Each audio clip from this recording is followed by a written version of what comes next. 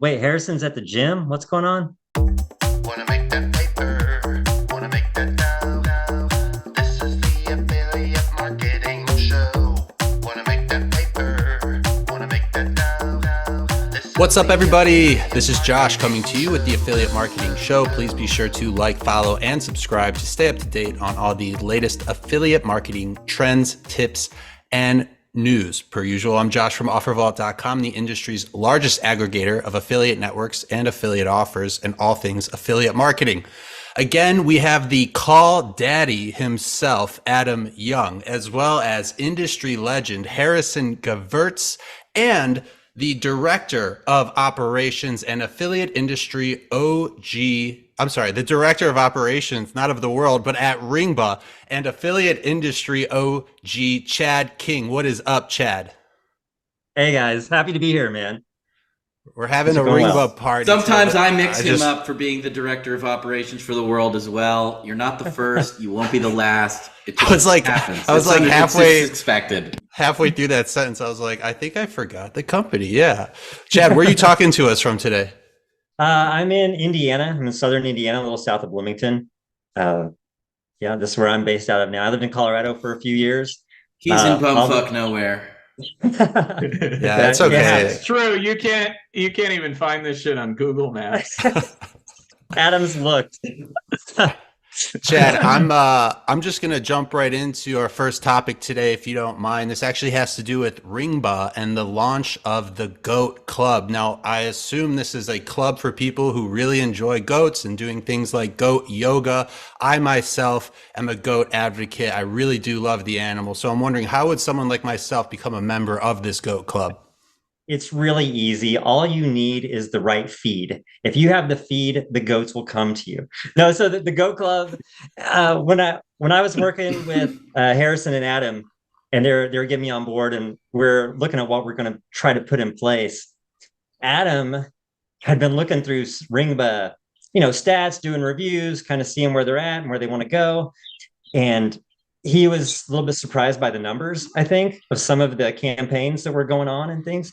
So we've worked for a while, put together an awards program for people that just are knocking it out of the park on Ringba.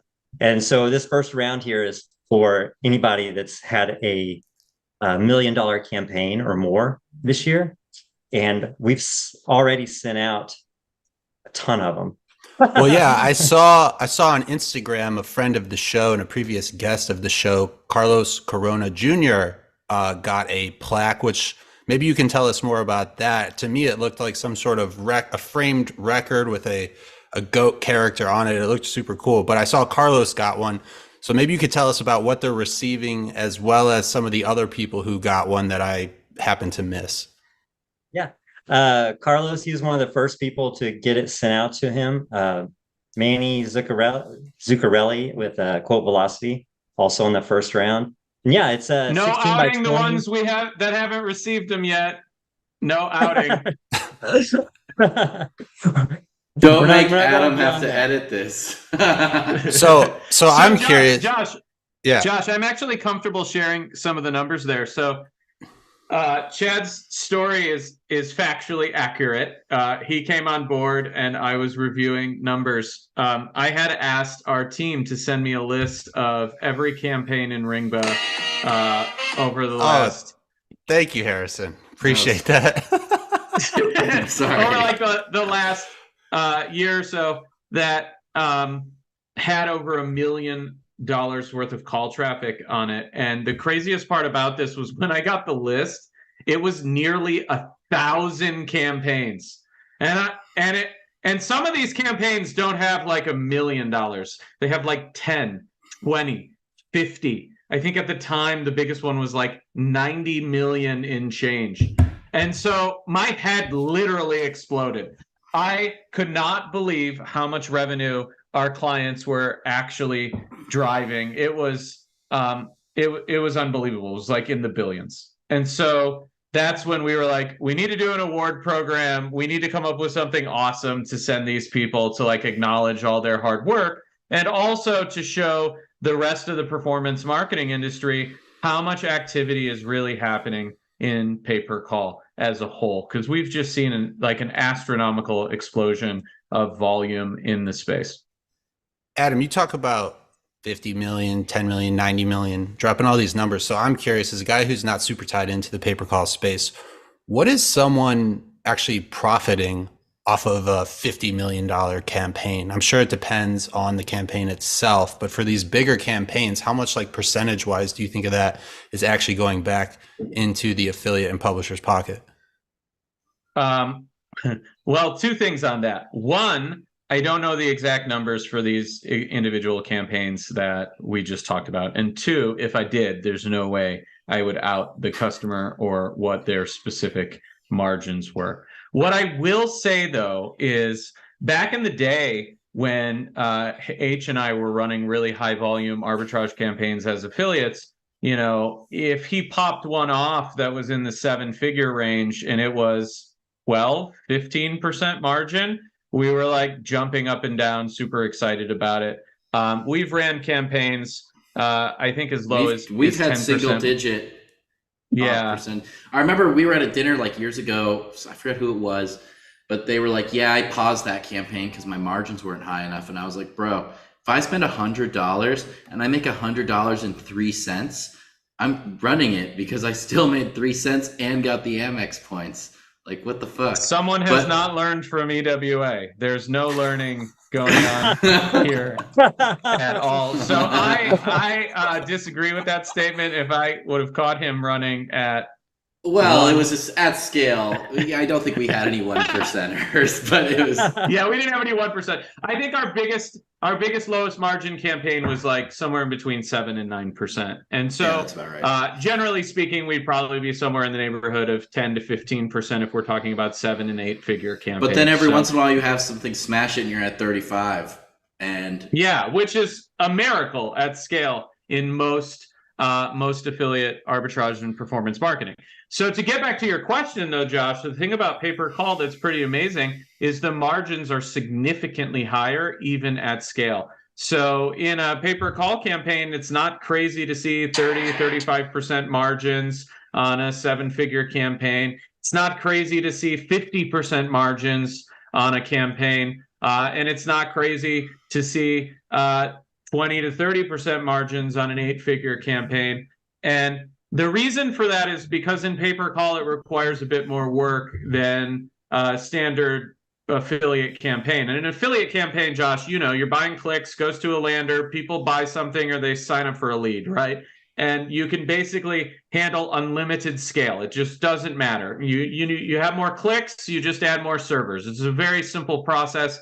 And that's why that's super attractive. But that also means you have to do much less work. So there's much more competition and people are fighting for every single click and it has much lower margins. The margins compress with scale because of all the competitors, because there's no moat. There's nothing complicated about it. You're just running ad, landing page, conversion event, done. Anyone can copy it. And they do. People in affiliates steal landing pages, advertisements, campaigns all the time. The thing about pay-per-call that's interesting is that you need to do it at the type of scale we're talking about here, a $50 million campaign or a $100 million campaign, or even a $1 million campaign. What you need is you need technology to handle those calls for you. You need something like Ringba. And I'm not just saying that because I'm biased. Obviously, I'm biased. But there's just a lot more that goes into routing a phone call versus having a click go to a landing page. And that is why the margins are wider, because the technology, the configuration, the call flow and the call route and how all of those things work, each individual like configuration boost or piece of technology that you add into your stack will give you a few more points of margin. And so you're looking to squeeze out a few extra percent here and there. You add a couple more layers of technology in, you add a few layers of retargeting that you don't normally do with affiliate, all these things, and you start to see margins that are higher, that get to the 20 and 30% range for campaigns that have wild scale compared to affiliate marketing. And the best part about these campaigns, Josh, is they don't go away. You're promoting things that will not disappear, like pest control, not going anywhere. The biggest pest control companies in the country are massive. They're like billion-dollar companies. Everyone's got pests. They need them gone. The travel industry isn't going anywhere. People are still going to fly. Everyone needs Medicare. Everyone needs health insurance. Everyone needs auto insurance. Like, these industries aren't going anywhere. And so they just provide a much bigger opportunity for people to scale to these numbers and then sustain these types of numbers. That's why pay-per-call is so exciting. I don't know what I was thinking asking Adam a question about pay-per-call. I should have known he was going to just take over the entire episode, but that was very informative. I want to go back to the GOAT Club real quick before we move on. Chad, so is the requirement, Chad, are you there? Did we lose Chad? Oh, his internet went out in the middle of nowhere. Let's ask Adam and Harrison until Chad joins us again. Is the minimum requirement $1 million in revenue for a campaign? And also, how do you guys choose the order of who you're giving these awards to? Is it kind of like we're hooking up homies first and then doing a little bit of backfill? Or is it everyone's a homie and we just have to pick, there's no politics involved? Well, you are correct. It is $1 million per campaign. And anyone who has achieved that number can simply go to goatclub.com and apply to receive their award. So it's not really homie based or in any order. It's anyone who's like that achieved term, that. though. I like it. Homie based? Yeah, I like it. I'm going to use that for something.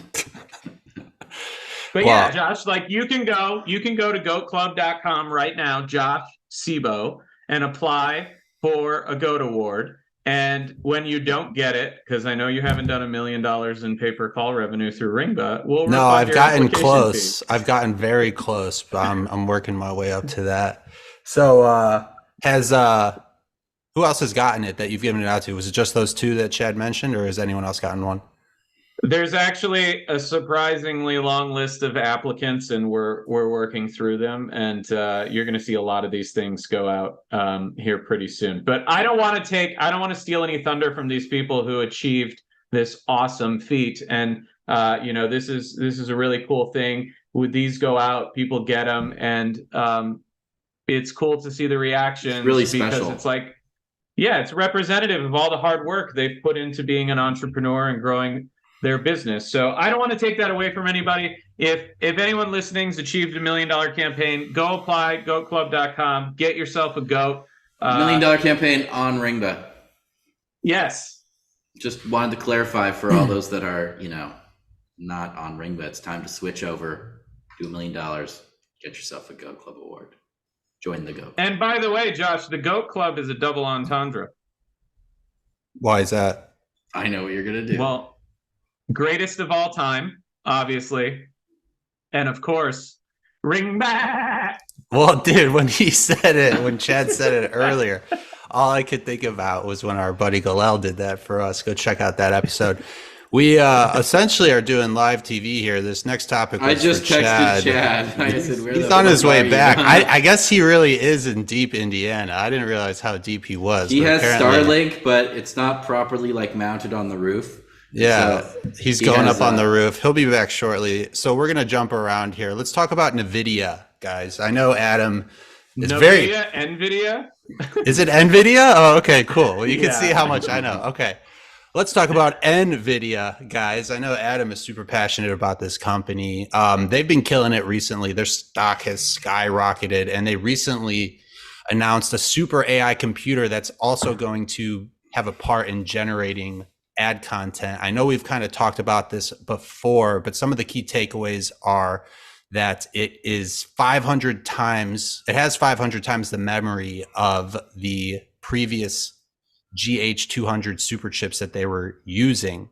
So I'm just curious what your take is. I know we've talked about AI a lot, but how do you see Nvidia playing a role in the affiliate marketing space, specifically talking about ad content? Well, obviously we've seen people use ChatGPT and things like Midjourney and other generative AI tools to create content and things around content. And a lot of these tools are powered by these NVIDIA chips that are clustered in data centers. And so The unique thing about these, for anyone that isn't nerding out over hardware, is the Nvidia chips are GPUs, they're graphics processors, versus a CPU, which is sort of a generic all-purpose processor that's in your computer. It can do all sorts of really nice things, process spreadsheets, run Windows, do all that cool stuff. But a GPU is specifically designed to do types of math equations that are very much suited for machine learning, AI, right? And so you need these chips to process the AI request fast enough. It's almost like running a Bitcoin miner on your computer without a GPU. It goes really, really, really, really slowly. You never get any Bitcoin, but if you have a really high-powered GPU in there, it's much better at running these types of math equations. So the thing about Nvidia that's incredible is just the demand for this has exploded. It will continue to explode. And ChatGPT essentially caused this flood of money into the venture capital space, into AI. And all of these companies need the chips to do their processing. And so the demand for these things has gone through the roof. The price for AI processing and doing the math in a data center is astronomically expensive compared to a CPU.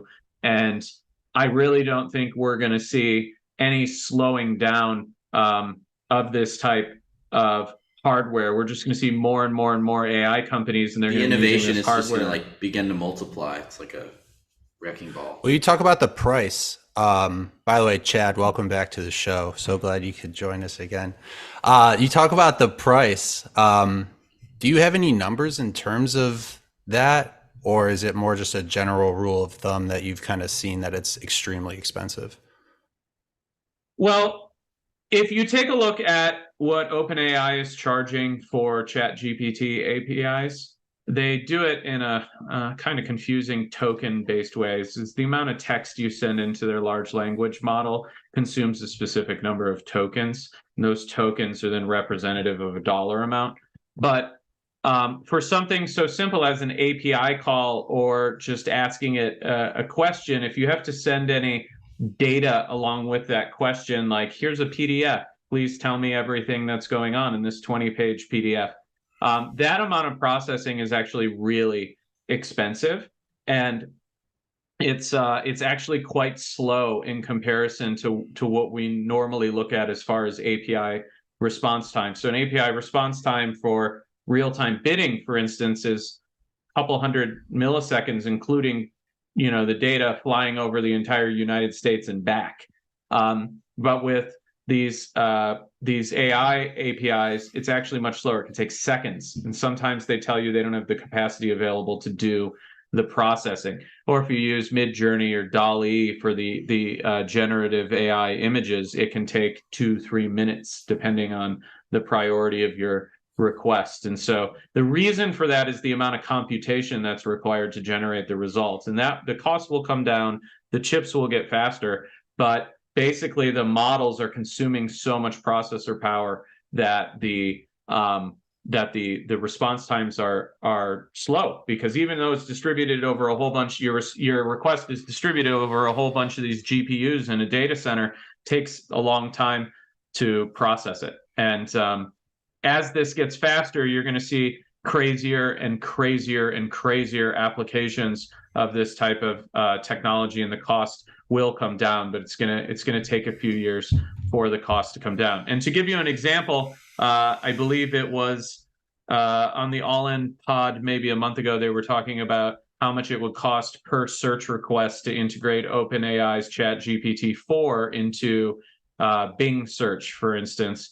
And they said that it was something on the magnitude of like 30 cents per request or something, just wow. because of all the computational power that's required to do some of these requests and searches. And so it's an extreme use of processor power compared to most normal cloud applications. Chad, just so you know, it is Yeah. Nvidia, not Nvidia, like I called it while you were gone. So please, I'm sure you already know that, but don't make the same mistake I did. Chad's a huge techie. He knew Yeah. the I correct bought some Okay. graphic pronunciation. cards in the past. I was aware of that particular fact. All right. Cool. I just wanted to No, make and sure. Nvidia has obviously positioned themselves in a really good place here, and obviously they're making the right kind of deals. And their stock jumped up, and I think it's like it was 200 times earnings or something now. But I think forward looking, it's more like 40 times earnings, which is more in the range. It's realistic. If they're going to, I don't know if they're going to be able to sustain $1 trillion market cap right now, just because it takes everything to work out on the supply side and the demand side, and everything has to kind of stay even for that. And there are only 4, 5 trillion-dollar companies right now, so I don't know how that'll work out. But they're obviously Chad, placed. bullish or bearish?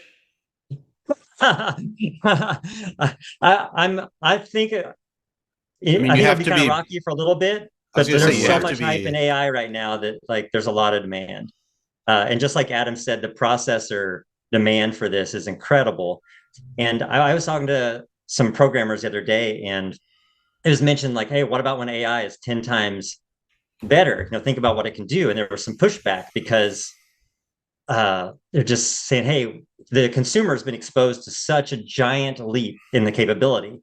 It's going from nothing, AI based basically, to a very, adopted chat format, an awesome algorithm, amazing processor, and then a huge amount of volume. It's like, oh, wow, we've got this amazing platform to perform AI. And we've seen tons of applications and APIs into those, those big platforms with generating AI responses. But in actually making that better, you can't just adding this processor to it is going to make it faster, and we'll be able to process better algorithms. But just adding more data or more processing or whatever isn't going to give those exponential increases in AI power that I think some of us are kind of expecting because it's happening so fast. Like again, we'll see these applications, but to get that next level of results out of AI, it's going to take a lot of small advancements across the whole scope of things, and all of that's going to require processing. But in curating data and augmenting data, or applying semantics to the requests that are coming in and able to provide more specific responses to different industrial needs, or that type of stuff. So I'm interested to see how it all plays out, and how are we going to trust or expect that the big players handle all those little things, or how many of these other service providers are going to come in with options to provide these guys and say, hey, here's augmented data for architectural and accounting and legal and stuff like that, and I just how would that applies to like guess. the I curve. would guess that we'll see consolidation with the big players acquiring smaller players that have built Yeah. tools using their technology that they find complementary, and we will see companies like OpenAI buy some of their customers and Yeah. then implement or integrate the product or service offering into their own thing. Chad, I want to go back to the part of this story that talks about the supercomputer generating ad content. You mentioned, think about what it can do when it's 10 times better. Take a look at that. Alexa, sorry. Sick, dude, sick, love it. I So fucking hate I was wondering, do you think Alexa, check out. do you think all right, we're off the rails. We got to bring this back. All right, do you think that graphic designers, I think his Starlink cut out again. Give him a second. oh no, Did I break it? I'm Did still there. Alexa I hear just you. consume Still all here? the bandwidth? all right, we're a little Yeah, spotty. I'm using alternate internet. Well, let me pass this to Adam and Harrison. I got you and we'll guys. see. All right, we can hear you, Chad. Your video is a little choppy, but anyways, do you guys think graphic designers need to be looking over their shoulders related to, the potential of what kind of ad content a supercomputer and AI will be able to generate? Like, do you think I know in a way you can kind of already do this, but I'm sure it'll get better. Can you just type in a prompt with a lot of very specific notes, and all of a sudden you have your ad copy right there? You give it the size, you download it, and boom, you're done. Like, will we even need human graphic designers 10, 15 years from now? Well, I think that a lot of the AI processes are not on the creative side yet. You know, a lot of the value in the training and machine learning process is actually under the hood. And so instead of applying all that computational power to a single creative to get it to be more effective at large scale, like in Facebook ads or Google ads, what you're going to want to do is apply your models towards optimizing which campaigns and creatives reach what audience, what demographic points are actually going to result in clicks or conversions or whatever the target is for that campaign. And then identifying based on the behavior of the person inside of their platforms or what they're searching for, or what successive searches they're searching for, or what successive actions they're taking inside of Facebook or whatever it is, will result in purchase activity or desired activity. I think that is the best implementation of this, and they've been doing this for years, obviously, and they're doing it with less data now since iOS shut down the ability for these platforms to harvest data to do that. But over time, their AI is going to improve, and it'll get back to the way it was. I think in the future, and I don't know how far away this is, and I don't necessarily want to try and predict it, but yes, you will see that. But there's different types of creative. First, you have your ad copy, which now you can use ChatGPT or something like that to write your ad copy, though I will caution people or to write a disclaimer. But I will caution people that it's not as good as a great copywriter yet. It's not perfect. It's not there yet. It's not. And there's this great post I saw on Slashdot this morning, which illustrates this perfectly. A lawyer submitted a case. I don't remember the jurisdiction, but a lawyer submitted a case and cited 6 other cases in his brief. And all of those cases from ChatGPT were fake. They weren't real. And he didn't go and validate them, but the court hadn't seen them before. So the court was like, yeah, let's go look up these cases. And they didn't exist. And so ChatGPT just, I don't know if I want to call it lied. I think they call it hallucinating, if I'm not mistaken. Yeah, there's just the AI has hallucinated 6 fake lawsuits. And so these things aren't perfect yet. They're not always factually accurate. Their ad copy isn't amazing. It's good for giving you a lot of ideas. Like I'm doing a presentation right now, and I wanted to look for some more hooks. And I ended up putting in what I had written and asked it for like 10 different variations with different emotional prompts. And what it gave back to me, I wasn't that excited about, but it gave me ideas to then go and craft new ad copy. And then these things certainly aren't making videos or images really. And the images are tough, Josh. Like what if you're selling a product and you're like, hey, make this image of my product, put it in this place, and the AI makes an image that looks like the product, but you can tell that it's clearly better than the actual product, or the product could never be in that setting. And so it's like clearly fake. At that point, it's almost like deceptive advertising to the user.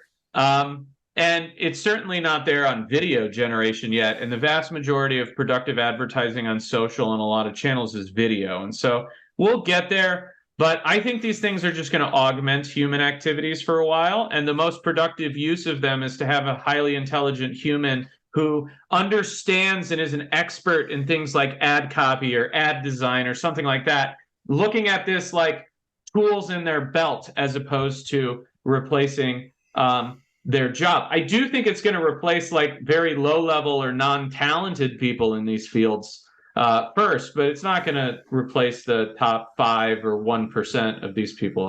And I don't think it's going to replace the writers that are currently striking in Hollywood because of they're also protesting royalties from streaming. But one of the other points that they're on strike is because they essentially want a commitment from, and I might be butchering this, from like Hollywood, that they're not going to use AI to generate content because they want jobs. So they keep recycling old movies and making shitty movies or something. Probably the first of many strikes, I would guess. What were you going to say, Chad? Oh, and I've seen a couple people that are actual writers, book writers or movie writers, talk about like what Adam was saying, integrating AI into the whole process, where it can generate, oh, here's an interesting storyline, but the characters are very they're a mismatch of a lot of things, makes them kind of bland, makes them kind of dry, and then they go back and interject I use additional storylines to change ChatGPT around. every day, and sometimes it's great, but I will say it's just a little dry. It needs a human element to it, you know. There's a It's lot of good that. for And disclaimers and stuff. Like though. Harrison today was like, ChatGPT, what shirt should I wear? And it was like Chick-fil-A. And he was like, all right, I'll give it a I try. have one of those. Boom. It's my What's- summer internship. and I gotta you're- clean the grill. It happens. I was going to say, it doesn't seem like a coincidence that the first companies who are going to have access to this supercomputer are Google, Meta, and Microsoft, all kind of the leaders in this space, I would say, or at least the big leaders in this space. And what even kind of freaked me out more when I was reading this is that Nvidia is working on its own supercomputer, which would be running 4 of these DGX 200 systems, which are the supercomputers we're talking about, I believe, to power its own research. So at that point, when they put that together, what kind of technology and research are they going to be implementing into this space? Are you familiar with the technical specs of that computer, Josh? I'd love for you to summarize it for the audience. Look, let's just talk about what they're going to do with it.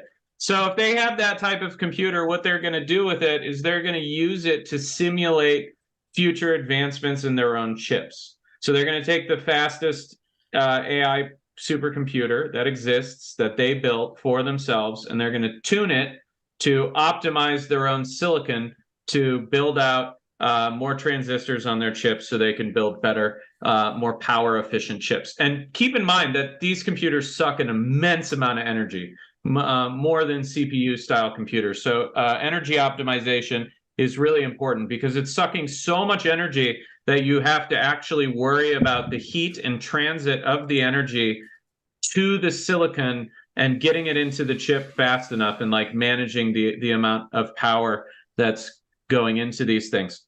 And to give you an idea of where this stands, I was listening to Lex Fridman's podcast the other day at the gym, and he had a guy on from MIT, and they were talking about how the first 2 supercomputers have achieved the same computational power as a single human brain. And to put that into perspective, humans have now built a computer that has the same processor power as one human brain.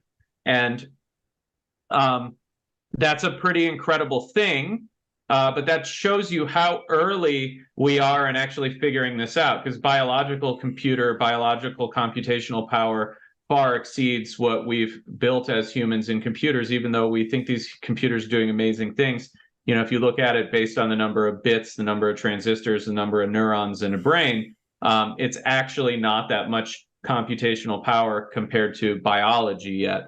And so as these things grow, it's going to get really, really crazy. And right now, what's holding us back is the silicon. It's the amount of chips that are available to process these models and do these kinds of things. Like the cost of training a gigantic large language model is actually really, really expensive. Like you're not going to train one of these models for like $200.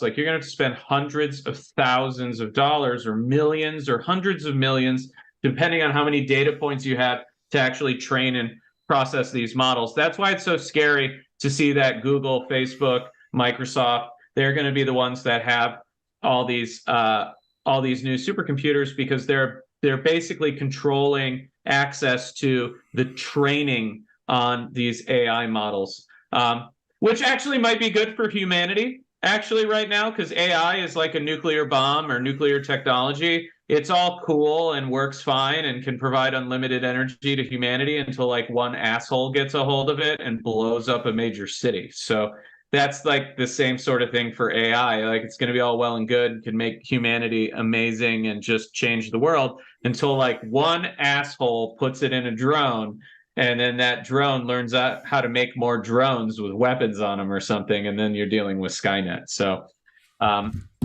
it's going to be really, really interesting. Chad, I want to ask you one more question on Nvidia before we move on to our next topic. Yeah. Just a week ago, the stock price was at about 300, jumped up almost 25%, nearly 400. Just yesterday, it went all the way up to 412. So my question for you, Chad, is Do you think it's too late for someone to jump in on the stock now? Would you recommend they wait for the stock to come back down to reality, or do you think this is just the beginning and they should get in regardless of how much it's gone up in the past week? I am not an expert on this. Chad and it Kramer, is- give us your feedback. Disclaim it, baby. Yeah. Say you're not a financial advisor first. Go ahead. Not a financial advisor. I mean, Do you right now own it's trading- Nvidia? Make sure you do your disclosure. I mean, it's trading at 200 times earnings, whatever it is. You have to take that for whatever you believe it's going to happen. Like I said, it just takes everything to fall in place. Like again, on the supply side, like nobody's really addressed that. It's just like everything has to work out right for them to be smooth sailing from here to the end. Which it seems like they've got most of their ducks in a row, but it's hard to say. Like right now, the rest of Silicon Valley has just taken a beating. So everybody is looking for some place to put money. AI is the hype right now. Everybody's excited about it. And this is it's an old play. People know about it for a long time. So they trust it. I think Chad should be a politician with how he said something but didn't answer the question. Kind of like when I asked him if he was bullish. Okay, or bearish, all right, which is let's essentially put- the same question. As let's earlier. put your This money one, where he wouldn't your- answer it. Let's put your money where your mouth is, Harrison. Same question to you. Do you think it's too late to get in, or would you say it's just the beginning? I think that long term, it's probably one of the best stocks you can purchase, but it's very likely that it does correct a bit after surging like 27 or 30% in the last week or two. But if you dollar cost average, DCA, then, yes. then you're looking at a great investment opportunity. Thank you. Chad, let's bring the show back to our guest of honor. I know you've had a rich history in the affiliate and internet marketing space. We're not going to go down that road per se, but I know one of the experiences you had was working at a supplement company. And I'm wondering, what were some of the best strategies and business lessons you took away from this company? Maybe tell us what the company was, what you guys focused on, as well as some of the biggest takeaways you had. Yeah, it was name's Elite Health Partners. I helped found it 7 or 8 years ago, and we started into supplements. We went into skincare, and we continued to provide private label products to a number of different companies. A lot of those in the affiliate space. That's kind of how we ended up there. Was spent a lot of time with affiliates, and I was working with a lot of e-commerce clients, and then just found ways to start providing them products. And we started manufacturing, got GMP certified, ISO certified, and again, provided everything from skincare and hair supplies to food supplies, shots that are, energy shots and brain shots and things like that. There are thousands of convenience stores, a lot of different things. And the main thing is, yeah, it's like any business when you're building a business, the takeaways are very similar, and they relate to what we're doing at Ringba as well. Yeah, the biggest thing being a private label manufacturer is you're working with all these individual people building companies, or they're building their brand, they're building their product line, they're adding a product line to their existing company. So you're at the heart of it. You're providing a physical thing for them to display their branding, their personality, their company identity on. And the biggest problem is, the biggest mistake I see, I guess, with new people is they think it's all about the logo. And your logo, it doesn't matter. Yeah, you have Coca-Cola or Kleenex or Google where, their name is instantaneously signed to a certain thing worldwide. But until you're a household name, your brand is your reputation as a company. It's like, yes, you want to grow that. You want to be known to consumers and everything like that. And hopefully you'll get there. But when you're starting a company or when you're in the early phases, it's all about the reputation to not only your customers, but your potential partners, your vendors, your funding, all of that. And, the same thing goes if you're going into pay-per-call or affiliate marketing and you're like, I'm just an affiliate marketer. I'm just doing this. It doesn't matter. It's like, you have to present that solid identity of your business being a substantial player in that marketplace. It's just like, you can have the prettiest logo, but if you takes 3 days to get back to somebody, they're going to be like, oh, that I talked to that guy, seems seems like he's not involved. Nothing's happening. So the biggest thing is just don't focus on your logo. Don't focus on making the pretty business cards. Get business cards, but know that it's how you back that up and how you tie it together with your processes, with your team, and with your relationships that are going to make the big thing. Like so many people just they wait to get started until all these little things that don't matter are done. And you got to skip that and get to the meat of things right away. That's the Chad, biggest takeaway. I'm going to put you on the hot seat real quick. I know, you've been at Ringba just for not too long, but long enough. So what was your impression of the Ringba brand before you were employed there? And how has it changed now that you've seen what's under the hood and you're working as a member of the team? It's interesting because I've known Adam and Harrison for a long time and have worked with Harrison in a number of other ventures with different outcomes and different things. But You see me burn some shit to the ground. You can say it. It's cool. Fine. EWA. It happens from time to time. Not everything goes up and to the right. So it's interesting. So I didn't know a lot about Ringba, and I just associated with calls. Everybody hates spam phone calls to your cell phone, and I grouped a lot of it all together. And like I said, I've had a lot of experience in the affiliate space for 20 years. But as I was talking in depth with Harrison and Adam coming on board, they're saying, hey, we could do this, we could do that. And Adam especially started sharing their mission on the direction they're taking the company and what he sees the pay-per-call space to be. I realized that it was a whole different animal than I had pictured originally. And I mean, pay-per-call is such an empowering place because with affiliate marketing in general, sometimes you feel that you're just starting over all the time. It's just, little campaigns, kind of a fly-by-night company. You've never met these people. You don't know. This is just one domain guy bought, and he's going to set up a different offer in a week. And it's really challenging. Whereas pay-per-call really touched base with, real businesses, substantial clientele, high levels and at local levels, people getting really creative and tying networks together and things like that. And then, so that it gained some trust. And like these guys are looking at this as a long-term thing. Not only are they building Ringba as a solid entity in the marketplace, something that can be built upon and turned into a self-standing thing that's a long-term mission. Their actual mission to do that is to empower the people on the Ringba platform to do the same thing.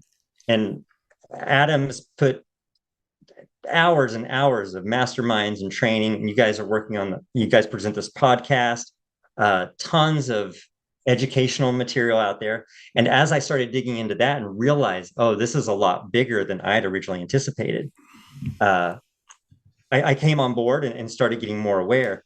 When I first actually met the clientele, we did a mastermind in Vegas in March, and I got to meet a lot of these guys that are doing big numbers, and they're building real businesses for them, their family, their teams, and taking it serious. Their love and identity with Ringba blew me out of the water. It was crazy. They're like, we could not do this without this platform, without this team, without the sales and support, without the education, without all these things.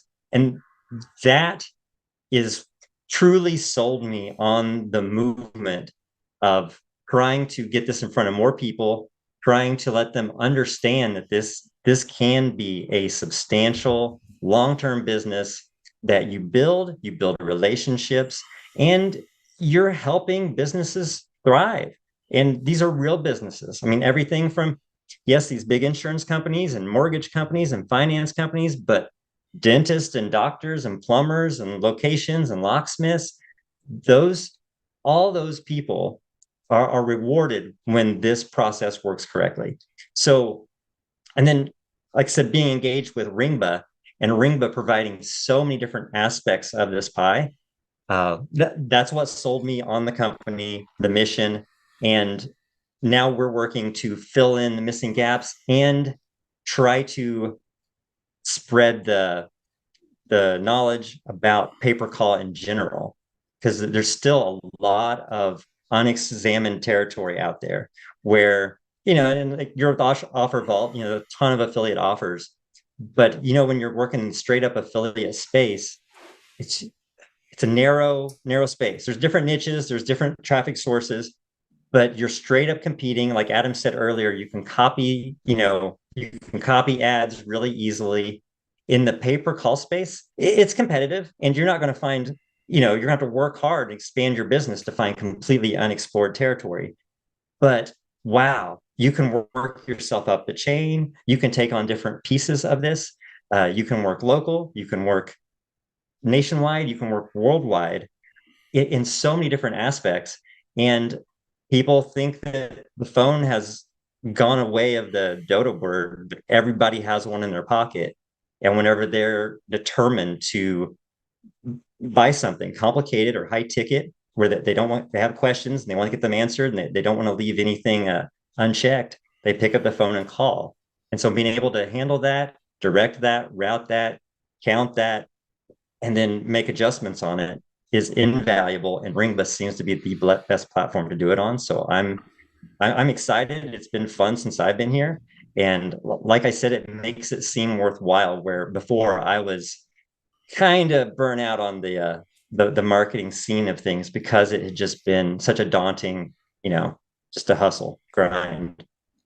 By the way, I will just say this: when we first called Chad about Okay. Ringba, he thought that this was some plate spinning and told us to go fuck ourselves for like years. I was going to say, by the way, this episode is brought to you by Ringba, the pay-per-call tracking platform that you need to be working with. Adam, what's it like to have somebody just talk about how amazing the company you founded and are the current CEO of is? Do you like sitting here listening to that, or does it kind of make you feel uncomfortable? Well, first of all, Harrison, myself, and Peter Fusco founded Ringba. So Of course, just want to of course. clarify there. Yeah, of course. Yes. Look, someone had to clean the floors. Yeah, I am the CEO. It's true. I think what's interesting is obviously I have a lot of pride in what we've built, but more importantly, to what Chad was saying, I have even more pride in seeing the successes of our customers and being a part of that success. And we have thousands of customers, and I have personal relationships with hundreds of them. And I have seen so many of these dedicated entrepreneurs build real businesses and create new futures for themselves and their families, that it's really a humbling experience. And that's why, we're so passionate about our mission, which isn't about Ringba. It's about growing the ecosystem and helping all these folks grow their businesses. And that's why our team is so excited about what they do every day. And my background, affiliate marketing, obviously. Harrison's background, affiliate marketing. Josh, you're in affiliate marketing. Chad, affiliate marketing. And we're all old, and we've been in this industry a long time. We've all seen the turnover and the frustrations that come with being an affiliate. And when we found this segment of the industry where people can build real businesses, that just gets all of us really excited. And then you apply a mission that's bigger than yourself to it. And, we have the means, the resources, and the know-how and the connections and just the tenure in the industry to be able to grow something in the industry and influence others to see the light. It's really a powerful thing. So I feel very prideful about it. I feel very humbled by it. And, Chad and Harrison know this as well, that we're not even close to fulfilling our mission. There's so much meat left on the bone, so many more amazing things that we are working on now and know we can accomplish, that we're just going to continue to push the envelope and change the industry that allowed us all to move out of our parents' basements. Very true. But it is true. Chad's kind of a dick. It took years. He wasn't willing to come on board until he really understood the mission and the values and what we were. It took me flying him out to Arizona to pet sit and then a Skype call. Yes. I really wasn't. I was like, I've been down that road half a dozen times. It's I'm tired of just starting over or just like, I mean, Adam talks about it different times, like, a big campaign dies, this happens, a sponsor goes underwater, an affiliate, a merchant goes underwater, something happens. You're just like, all that work, and now I'm starting over. And this is a different chance to build something sustainable, build something that you can feel good about. You're helping businesses grow, like legitimate businesses that aren't scammy and doing kinds of stuff. And it's a really good thing. And so I had to be presented with that, or I wasn't interested at all.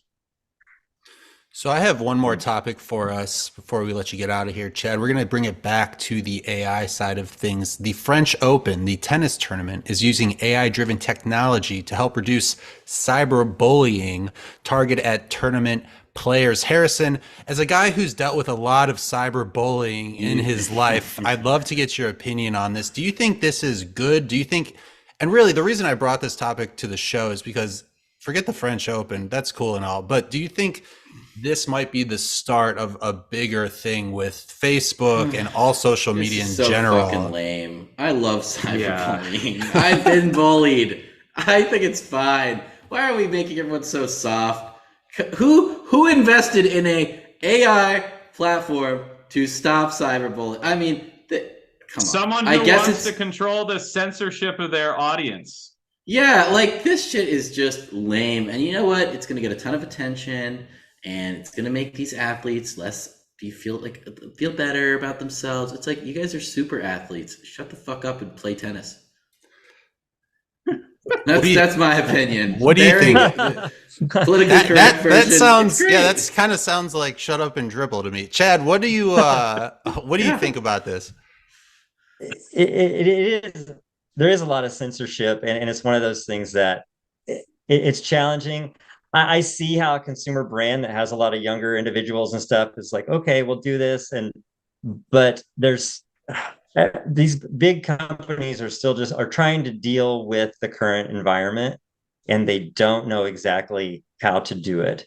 And instead of taking some of these instances and building promotion on them and rearranging some stuff, somebody probably came to them with an awesome, with their own proposal, and hey, here's how we're going to do this, and they said, yeah, sure, that sounds great, let's give you some money, and they're doing it. But do I think I'd love to know where they got this statistic. Don't let haters stop you. On average, 4 to 10% of the messages published by your users are probably hateful. Don't waste time with the haters. Make them disappear in one click. This website is so lame. I'm not sold. I'm the opposite of sold. This bearish. Sell, sell, sell. You sound like a hater, Harrison. I do my share of hating, I guess.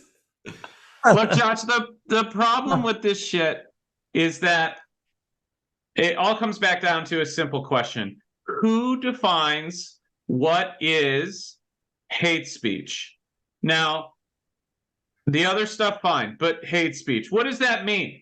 Like if I say to you, Josh, I hate your hat, your plant sucks, I don't know why you live in the Midwest, I would never do that, and your new refrigerator is lame, right? Like, is that hate speech? Did I just hate on you? I think I did. I think I did. Does that mean that I've now emotionally hurt you and that this company should be able to censor my speech for some opinions that are irrelevant? And that is the problem with the current sort of the current status quo on these things. And this is one of the reasons why the First Amendment is so important, which is freedom of speech. And that is, we should not be trying to squelch viewpoints that we don't agree with. Because disagreeing is good. Yeah, I agree. We should try to protect the speech of the people we disagree with the most, even if it's painful and hurtful, because if you don't, then two things happen. One, you get an echo chamber where ideas can't have any dissent. And two, the people who control the censorship machine will use it against you. And it's all well and good when whoever controls that censorship machine is censoring the people you don't like, But when it's But pointed when it at becomes you, it doesn't feel very good. All I'll say is dissent is so they're not- dissent is so important. Hold on. In every aspect of all relationships. We were just picking a trade show booth location. Harrison, Chad, myself, and someone else on our marketing team. First person throws out the list of booths. The first thing I said was, I disagree with your list. And then when I was finished disagreeing with his list, I literally said, I'm looking for dissenting opinions on my list and why and what we can do. Chad's laughing because look, like it doesn't matter what the topic is. We should be able to have open discussion about it. And I disagree with censorship in general. And I don't want to get into the political discussions about this or any specifics on it.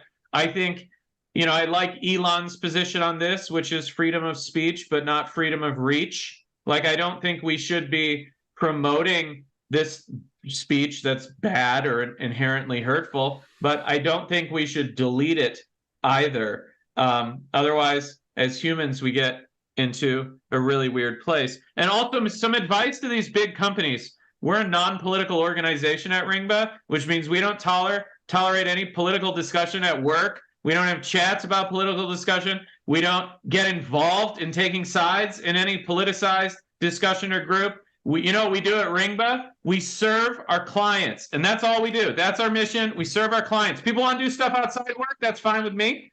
But at work, we treat each other with respect and we serve our clients. And that's the only thing we talk about. Everything else, we don't do. And that's how you run a high performance organization. You people do whatever they want, they support whatever they want in their free time. And then at your company, you simply focus on your customers, and that's how you win. That's all. No noise. Well, real quick, I just have to tell you that Bodyguard AI has raised 9 million euros, and per LinkedIn, they have 89 employees. So they'll be gone in a year, maybe 18 months until they close their next round because deals aren't getting done. Good luck, assholes. Hate speech. My counter argument would be that they're not forcing this on the players at the open. Would your opinion on this change? Well, this is just marketing. Under the pretense that someone can use it if they choose to have a better mental wellness so they don't see the hate speech. Like, it's not being forced on the public. It is put your speech. Fucking phone down. Harrison, I don't think you're one to be saying that, but okay. I mean, I don't receive a lot of hate speech, but it would fuel me if I did. Josh, the point they're marketing this product at all means that they are endorsing the product. And so that in itself is part of the problem. And if you endorse the product whose by design is pushing censorship, you are pushing censorship. That is how that works. And that's why companies shouldn't engage in this nonsense. If someone wants to use AI to restrict their own personal cyberbullying exposure, they can do that, but a global organization doesn't have to brag about the fact that they're providing censorship tools to their players, because then if the players don't want to use it or push back, they're not allowed to, and then the players get censored. The whole thing is about censorship and normalizing censorship, because once you normalize censorship, then the people doing the censoring can have control over the populace. And they can move the bar a little bit. So this last topic, Chad, is just for fun. I know Harrison wanted you to talk about it, but tell us real quick about your experience with Kimbo Slice at a Halloween party where you both dressed as Mr. T in Miami. I know this was before Harrison was in Miami, but what's this story all about? I might have not even been born. No, this was actually around the time that I met Harrison, so probably like 15 years ago. I was living in Miami. And I was invited to a nice party. Long story short, I was going to have somebody shave my hair kind of short and go as Mr. T, and they ended up buzzing it to the scalp. So I had straight up mohawk, and I had tons of gold on, and I was showing up this party as Mr. T. I walk in, and the first person I see is Kimbo Slice, big, dressed as Mr. T at the party, and I'm skinny white Mr. T, and he just I'm like, I go over and talk to him, and He was sponsored by he a lot turns of around, adult he has like a bald entertainment cap on. companies. But He has a bald boxer, cap. wrestler. No, Kimbo Slice used to be a backyard fighter. He Brawler. became Yeah. famous on the internet from these YouTube videos of him just kicking the shit out of people. Then he got to deal with the UFC for a second. He did some real fighting. But anyways, go ahead, Chad. Did you get to talk to him, or what was that? They just sparred a yeah. little Then we bit. hung out. I just You kind of guys tapped. just fought. I tapped on his shoulder, and he turned around. And he's just like, "Oh no, you didn't!" Because I just shaved my head, and he just had a bald cap on. And so we were buddies the whole time. He told me before he left, and I ended up meeting him next year at the next Halloween party. So it's all good, but it's fun. Did you guys plan your outfits? Second year? Yeah. No, I was a demon. He was a gangster. It's the way it works. Yeah. Well, Chad, I really appreciate you coming on the show today. I know Adam and Harrison do as well. For myself, Josh at OfferVault.com, the call daddy himself, Adam Young, as well as the industry legend, Harrison Gevirtz, and the director of operations at Ringba, Chad King. Let's make that paper. Let's make that dough. This was the Affiliate Marketing Show. We will see you guys next time. Take care. Affiliate Marketing Show.